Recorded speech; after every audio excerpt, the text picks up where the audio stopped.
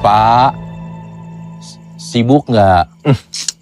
Sopan kali kau manggil hantu. Hai, Kanjeng Movie Official di sini. Bertemu lagi di Alur Film dan kali ini kita akan membahas film agak lain.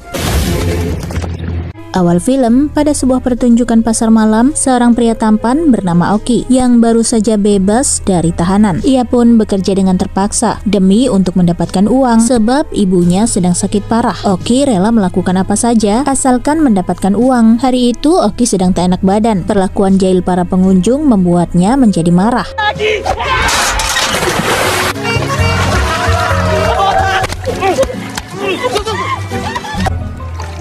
Aku bisa kok nyari kerja tempat lain. Akibat ulahnya, Oki diberhentikan dari wahana itu. Ia kemudian mendatangi beberapa orang rekannya yang menjaga wahana lain. Oki berniat ingin bergabung bersama mereka, tetapi mereka menolak sebab ternyata masing-masing mereka mempunyai masalah tersendiri. Mereka juga kesulitan keuangan. Bene contohnya, ia membutuhkan uang agar bisa menikahi sang kekasih. Tak lama kemudian datanglah satu lagi teman mereka bernama Jegel. Jegel ini juga hidupnya penuh masalah. Ia hobi berjudi hingga mempunyai banyak hutang dan terus ditagih dikejar kemana-mana. Minggu depan gue datang lagi dan lu nggak bayar utang lu.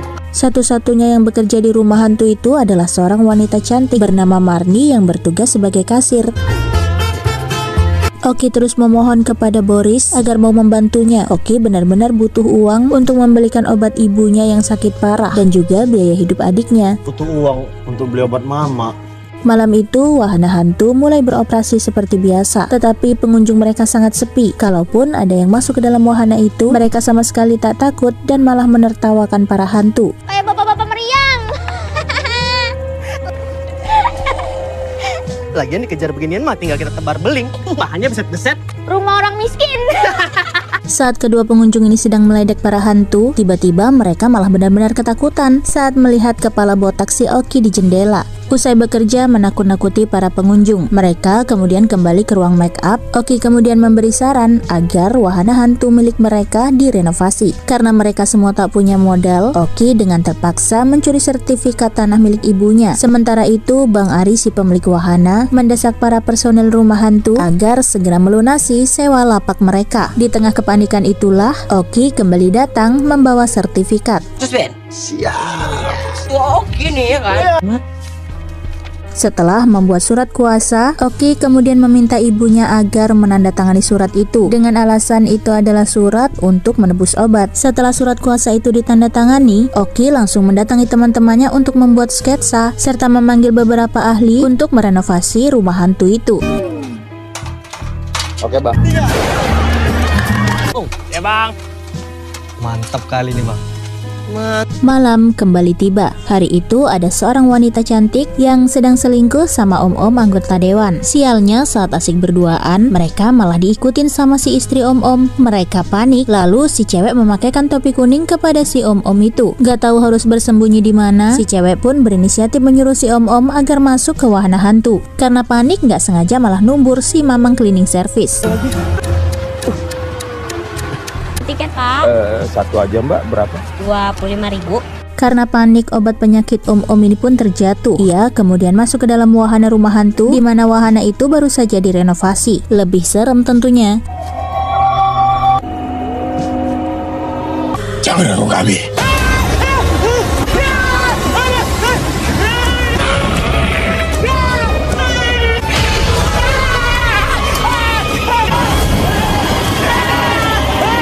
Saking takutnya sama hantu-hantu di wahana itu, bapak anggota dewan bernama Basuki ini pun penyakit jantungnya kumat dan tergeletak. Pak. Tapi berisik, gak kedengaran deh. Saat mereka memeriksa detak jantung Pak Basuki, mereka pun seketika terdiam mengetahui Pak Basuki sudah tidak bernyawa. Mereka semua panik lalu meminta agar Marni menutup wahana itu. Tetapi Marni malah kaget melihat Jegel yang seperti pocong.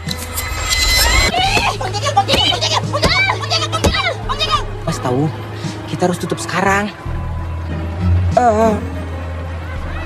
Mereka beralasan sedang ada kerusakan. Lalu setelah Marni pergi, mereka sedang berdebat apa yang akan mereka lakukan dengan mayat Pak Basuki. Sebagian ada yang ingin melapor saja kepada polisi, sebagian ada yang tak mau masuk penjara. Waduh, repot nih. Sampai akhirnya mereka pun sepakat untuk memakamkan mayat Pak Basuki di dalam wahana rumah hantu.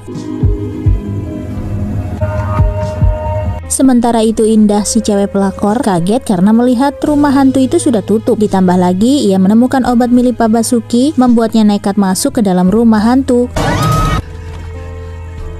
Saya lagi nyari teman saya. Tadi dia masuk ke sini ada. Enggak ada mbak. Jantung. Coba kalau dia masuk sini, terus mati di sini. Siapa yang mau tahu? Iya. Enggak. Mereka pun mengaku tidak melihat Pak Basuki. Dengan wajah sedih, Indah pun kemudian pergi. Takut akan hal buruk terjadi di kemudian hari, Indah kemudian membuang nomor ponselnya agar tidak terlacak di mana ia berada. Indah juga menyimpan obat jantung milik Pak Basuki di dalam laci. Sementara itu saat sedang berberes, Marni menemukan topi kuning milik Pak Basuki, lalu mencantelkannya. Sementara itu, 4 sekawan ini masih panik memikirkan tentang jasad Pak Basuki. Di tengah ketegangan itu, tiba-tiba ponsel Boris berdering. Seketika Bene dan Jegel pun berberes. Oki yang belum mengetahui bingung dengan apa yang mereka lakukan. Oh, ternyata yang menelpon adalah ibunya Boris. Ibunya Boris ini sudah memberikan banyak uang kepada Boris dan percaya bahwa Boris sudah menjadi seorang anggota. Namun kenyataannya uang yang diberikan ibunya malah habis untuk foya-foya, sehingga Boris harus terus berpura-pura setiap kali ibunya menelpon. Hal itu pun membuat Boris harus lebih ekstra mencari uang untuk kembali mendaftar menjadi anggota. Malam kembali tiba. Para personel rumah hantu sedang bersiap-siap, tapi tiba-tiba ada hal mistis terjadi. Mereka mendengar suara desahan serta benda-benda yang berterbangan sendiri. Hakim.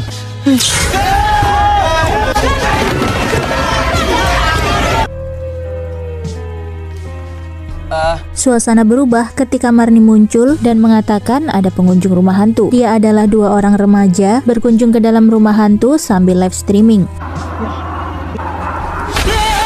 Tapi yang mengejutkan adalah mereka merasa belum menakut-nakuti pengunjung itu, tapi sesuatu yang mistis sudah terjadi.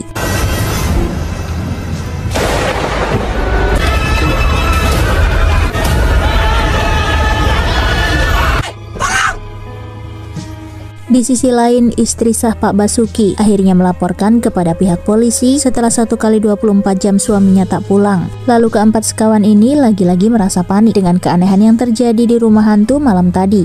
Hantu bapak itu mau balas dendam sama kita.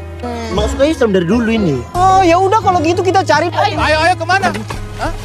Tiba-tiba Bang Ari pemilik wahana datang dan marah-marah, lalu mengajak mereka untuk mendatangi wahana rumah hantu. Mana ini?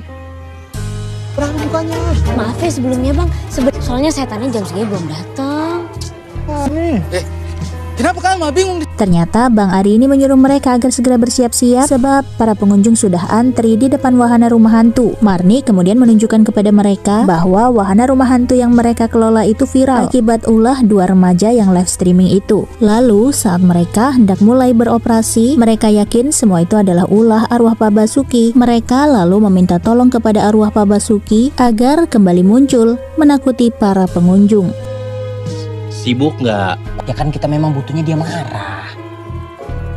Mereka mendapat ide untuk membuat arwah Pak Basuki menjadi marah. Ide apa ya? Iya, sabar. Stop dia! Mana bisa ditangkap ini? Udah terlalu marah. Para pengunjung pun kembali dibuat ketakutan.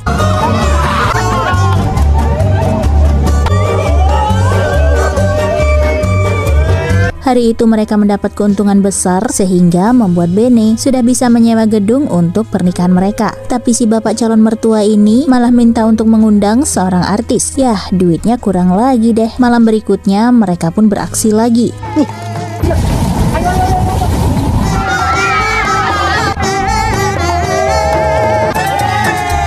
Mereka kembali meraup keuntungan yang besar dan kali ini giliran Jegel yang bisa melunasi semua hutang-hutang para rentenir. Malam berikutnya mereka beraksi kembali. Kali ini giliran Boris. Dia sudah bisa memberikan uang DP agar bisa masuk pendidikan TNI. Tetapi sayang uang DP-nya masih kurang. Jadi Boris pun harus kembali mengumpulkan uang agar bisa mewujudkan cita-cita ibunya. Sementara itu Oki juga bisa memenuhi keinginan sang ibu, di mana ibunya ingin agar Oki menyiapkan tanah kuburan berada di samping makam ayahnya. Tak hanya itu saja, uang yang mereka dapatkan juga berhasil menebus surat tanah milik ibunya Oki yang sebelumnya sempat mereka gadaikan. Nasib kita ada di totok. Tapi kebahagiaan mereka ini tak berlangsung lama sebab tiba-tiba berita hilangnya Pak Basuki menjadi viral. Basuki sebelumnya pamit meninggal. Malamnya kita masuk TV nih, Bet. Polisi menyatakan asal dari keterangan istri Basuki. Iya. Enak aja tanah liat. Itu kaca. Orang suruh mau datang ini, kita suruh mau buka ini. Heboh betul. Apa sih yang kau hebohkan? Yang sempat menghubungi Basuki sebelum akhirnya hilang. Saat sedang scroll medsos, Indah malah melihat topi kuning milik Pak Basuki di video viral dua remaja yang sedang live streaming. Malam berikutnya, wahana rumah hantu didatangi sekelompok polisi. Tentu saja mereka menjadi panik. Jegel pun cepat-cepat melakukan ritual untuk membuat arwah Pak Basuki marah. Tetapi karena panik, Jegel malah kesulitan mengeluarkan amunisi. Kok naik, Gel? Keburu polisinya menemukan mereka yang lagi ngumpul. Tentang rumah hantunya viral, kalian jadi kerjanya males-males. Jalan-jalan ke sini jadi rugi ya. Ya. Sebenarnya kami lagi kurang fit. Tiba-tiba saja Pak Polisi mencium sesuatu. Mereka malah panik mengira Pak Polisi mencium aroma bangkai. Tapi ternyata Pak Polisi hanya mencium aroma pesing saja. Walah, keluar dari wahana rumah hantu, Pak Polisi malah kesengsem sama si Marni. Cia elah. Malam itu saat mereka sedang membagi uang, tiba-tiba mereka terkejut karena melihat Indah kembali datang ke rumah hantu. Indah sangat yakin mereka pasti mengetahui keberadaan Pak Basuki. Masuk ke sini, paham kau? Pakai Mas Basuki pada malam itu. Sekarang kalian mau alasan apa lagi? Kan bilang kalau Mas Basuki ada di sini. Pak. Ya. Orang dia masuk kami takutnya terus meninggal kok. Lemah kali dia. Udah tahu dia ada sakit jantung, kau suruh masuk sini. Memang pelakor-pelakor inilah. Nggak mungkin masuk sini kami nyanyiin lagu selamat ulang tahun. Indah kemudian menangis bersedih saat para personil rumah hantu itu mengakui bahwa Pak Basuki sudah meninggal dunia. Tapi saya nggak punya uang. Mereka kemudian mengumpulkan kembali uang-uang mereka, lalu memberikannya kepada Indah. Mereka meminta Indah agar pergi dan tidak menceritakan semua itu kepada siapapun. Tapi sial, si abang cleaning service ini mendengar semuanya. Keesokan harinya saat ia masuk ke ruangan Bang Ari, abang cleaning service ini sangat ketakutan ketika melihat keempat personil rumah hantu itu. Ikutan begitu.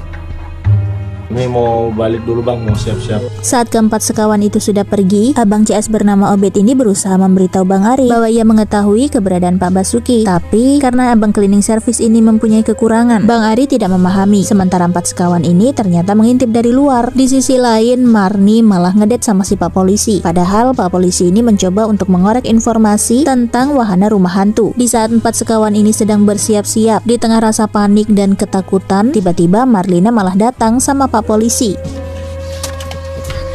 Maaf ya. Iya bang. Duluan semuanya. Iya, mari. Kohar, si Obed punya keterangan soal Pak Basuki. Marni bilang si abang cleaning service itu akan dibawa ke kantor polisi untuk dimintai keterangan sebab ia sepertinya mengetahui sesuatu tentang hilangnya Pak Basuki. Bikin dia nyaman dulu. Bikin nyaman kayak mana lagi sih? Cocok. Kita ambil alat kebersihan. Mereka berempat mempunyai ide untuk mendekati Obed dengan cara membantunya bersih-bersih. Namun Obed yang melihat mereka justru ketakutan. Tidak lain lah.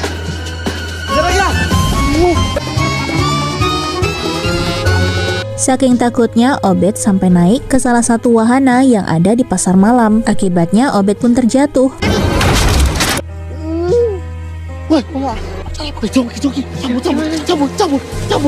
Bang Ari yang mendengar suara berisik berkeliling wahana mencari suara. Ia kemudian menemukan Obed sudah tergeletak. Ketika berada di rumah sakit, polisi datang membawa seorang penerjemah. Tetapi jangankan untuk mengeluarkan suara, Obed yang terluka parah malah tak bisa bergerak sedikit pun. Polisi tidak mendapatkan keterangan apa-apa hari itu. Tapi tak lama kemudian mereka mendapatkan informasi tentang keberadaan Indah. Sementara itu, keempat sekawan ini sedang beradu mulut. Mereka saling menyalahkan, bahkan perkataan kasar Bene sampai membuat Oki tersinggung. Kawan, Ben.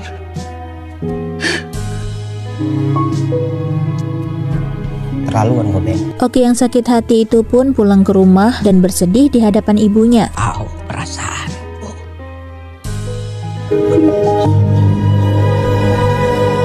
Kembali lagi ketiga orang ini. Mereka kemudian berdiskusi mencari solusi atas permasalahan yang mereka hadapi. Jegel pun kemudian memberikan sebuah ide. Tak mau berlama-lama, mereka langsung kembali mendatangi Oki. Untuk memuluskan ide Jegel, mereka menyuruh Bene untuk meminta maaf terlebih dahulu kepada Oki. Udah, yakin aja. Udah Ben. Oki sudah memaafkan Bene dan mereka pun kembali berteman. Di sini barulah Jegel mengutarakan idenya, di mana mereka ingin meminjam tanah makam yang telah dibeli Oki untuk ibunya, sementara digunakan untuk memindahkan jasad Pak Basuki. Jam makam mamamu.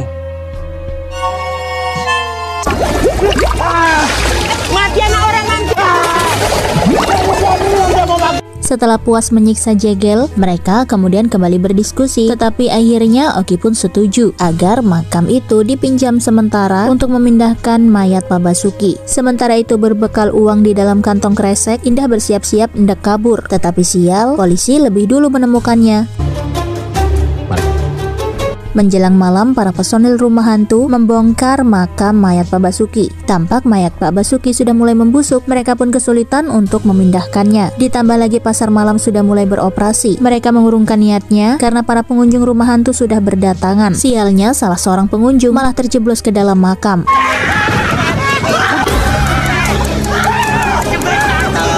Di sisi lain, polisi ini terus menekan Indah agar memberikan informasi. Setelah wahana rumah hantu tutup, mereka pun bersiap-siap untuk memindahkan jasad Pak Basuki. Berisik kali tengkorakmu cuy.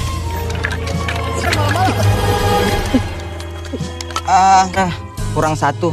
Jadi mau dibawa ke toko Ya, sudah kita potong-potong. tapi lebih baik. Duh, hampir saja mereka ketahuan, tapi akhirnya berhasil lolos juga. Sementara itu polisi datang terlambat karena makam itu sudah kosong. Bang Ari dan Marni sangat terkejut dan mengaku tidak mengetahui apa-apa tentang semua itu. Sementara itu di ruang ganti, Marni menemukan sketsa yang sempat dibuat oleh Oki waktu itu. Marni pun kemudian menyerahkan sketsa itu kepada polisi.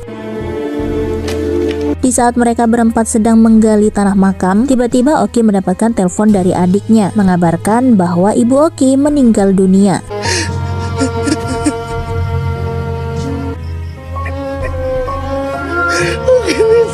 Mama cuma minta dikubur di samping Bapak. Itu pun aku gak bisa. Mereka kemudian mendengar suara mobil polisi tiba. Oki meminta mereka bertiga agar pergi dan dia akan bertanggung jawab semuanya. Tetapi teman-teman Oki menolak.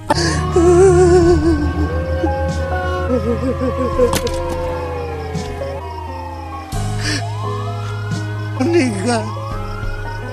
Kasihan Naomi. Mereka berempat akhirnya menyerahkan diri ke polisi. Kedua, menjatuhkan pidana kepada para terdakwa. Karena mereka tidak mempersulit proses berjalannya hukum, serta semuanya juga bukan murni kesalahan mereka, mereka mendapat hukuman selama 2 tahun. Dan hari ini mereka bebas, masing-masing keluarga pun menjemput mereka. Aku jumpa kau. Lihatnya kau bang. Lagi. Kau kan sudah tebus semua. Aku kan gagal jadi tentara. Mengetahui anaknya gagal jadi tentara, Ibu Boris tak lagi marah dan memaafkannya. Lalu tak lama kemudian Oki berpamitan kepada mereka semua untuk pergi ke makam ibunya. Mereka semua pun berniat untuk ikut. Lalu Ibu Boris menawarkan untuk mengantarkan mereka semua. Aku duluan ya. Gue ya. Ya udah, kalau gitu aku ikut juga lah. Bawa antar aja ya. Mau naik mobil. Sesampainya di makam, Oki bersedih karena mengingat almarhumah ibunya. Di saat itu, tiba-tiba kekasih Bene datang. Bene mengira kekasihnya itu sudah menikah, tapi ternyata belum, dan kini mereka mendapat kembali masalah, yaitu calon mertua Bene menginginkan di acara pernikahan mereka mengundang tamu sebanyak 3.000 orang. Weleh. Tamunya harus 3.000. Dan film pun selesai. Simak terus keseruan alur-alur film lainnya hanya di channel Kanjeng Movie Official. Bye-bye.